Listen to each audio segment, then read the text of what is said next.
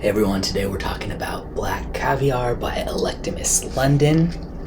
The top notes are caviar, agardwood, oud, cedarwood. The mid has lavender, sage, and rosemary, and the base is vetiver and patchouli.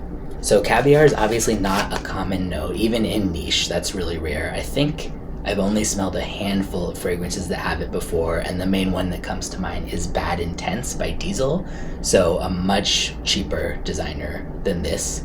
Not even going to try to compare it, just as a reference for kind of how rare the caviar note is. So the interesting thing about this is it combines a lot of different accords. It's got oud, obviously, which kind of immediately makes you think it's going to be some really strong powerhouse, potentially animalic. It's got some other woody notes in there and stuff like that over in patchouli that can lean towards very earthy. And then it has a super aromatic mid with the lavender, sage, and rosemary. That's really classic, sort of masculine leaning smelling. And of course, as the name says, the caviar. So what do we get from this? Lots of salt, first of all. That caviar is very present. I don't think I've ever eaten caviar.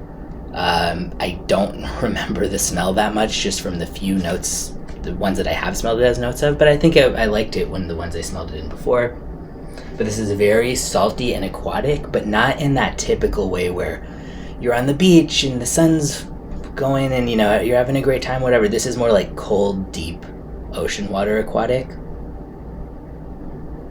with woods and aromatic. So the oud here is really not extreme at all. Electimuss seems to do a really good job of making oud palatable, even for people like myself who might not normally like it and think that it tends to lean like really animalic, barnyard, extreme, just offensive pretty much. But yeah, here it's more of a sort of medicinal kind of oud where it's like medicinal woodsy kind of smell almost, and it actually works fairly well with the salty caviar, the other woods we've got going on in the top, and then there's definitely a mint-like accord. I mean, clear as day to my nose, and I saw some other people on Fragrantica say that too. I don't know if it's kind of maybe a combination of the lavender, sage, and rosemary, but it's very minty fresh in the beginning. Almost in the kind of style of like, say, Versace Eros type of mint. It's not bitter, it's not super natural smelling, but just some kind of like aromatic mint. And then that really kind of gives way to a bit more of the herbal side of the sage, rosemary, and lavender. Still getting lots of woods. The patchouli here could be pushing some of that mint. It's not the dirty kind of patchouli, fortunately. It's definitely leaning cleaner than that. More of like the sort of soapy kind of patchouli. But you don't get much of that until later in the dry down, and even then it's not super dominant. Same with the vetiver for me. If you hate vetiver, I think that won't necessarily make or break this scent for you, because it's just not that dominant compared to other notes in here. So what do I think of this overall? It's decent, it's perfectly fine. I think if you like the idea of a deep woodsy aquatic, this would be worth checking out, but I don't think it's worth the price. So this goes for $275 for 100 ml. And there are other Electimuss London fragrances that I've tried that, yeah, I mean, they're really high quality and they feel worth the price. It's not that this doesn't smell like low quality or something, but to me, I might guess that this was more of just a slightly unique designer, because yeah, it does have some uniqueness there, but it doesn't have that super above and beyond niche profile that to me justifies almost $300 for a 100 ml full bottle. It's really just more, yeah, woodsy aquatic, done in a slightly kind of deeper way than the typical one. Less of that, as mentioned, sunshine beachy vibe, and a bit colder than that. Definitely masculine leaning, I would say.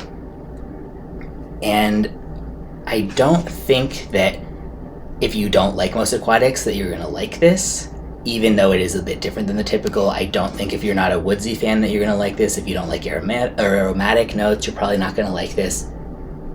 Nonetheless, I think if you were wearing this out in public, I could see getting compliments with it, and I could see people thinking that it smelled good on you. I just don't think that most people want this in their own scent bubble if they're not kind of a very big fan of the accords that are most prominent here. And you don't have to like oud to like it, but you do have to like woods for sure. And yeah, aquatic. Aromatic. The lavender isn't too strong here, so you don't have to be a lavender fan. But with the other aromatics, yeah, the sage and rosemary are definitely coming through. The one other good point for this is it's very versatile. You could wear this day or night. You could wear this winter, spring, summer, fall. You might think like, oh, an aquatic, that's kind of, summery or whatnot. Or maybe you're thinking like, well, this has such deep woods or whatever. Maybe it's more for winter. No, you could wear this anytime. Definitely. But at the end of the day, I would say I don't recommend splurging for it, and certainly not blind buying it. But get a sample if you like aquatic wood aromatic, like if that sounds good to you, sure, but don't go in with too high hopes, I would say, about the actual quality of it, because again, while it's unique, it does smell a bit more like just kind of a typical designer to me, and I don't automatically think designers are bad by any means. A couple of my favorites are designers, and that's not in and of itself an insult to me, but it is in the sense of the price. This, if it smells more like a designer, it should not be almost $300 for a full bottle. But yeah, aromatic woods fan with some aquatic, check out a sample. I will put the Lucky Scent link in the description.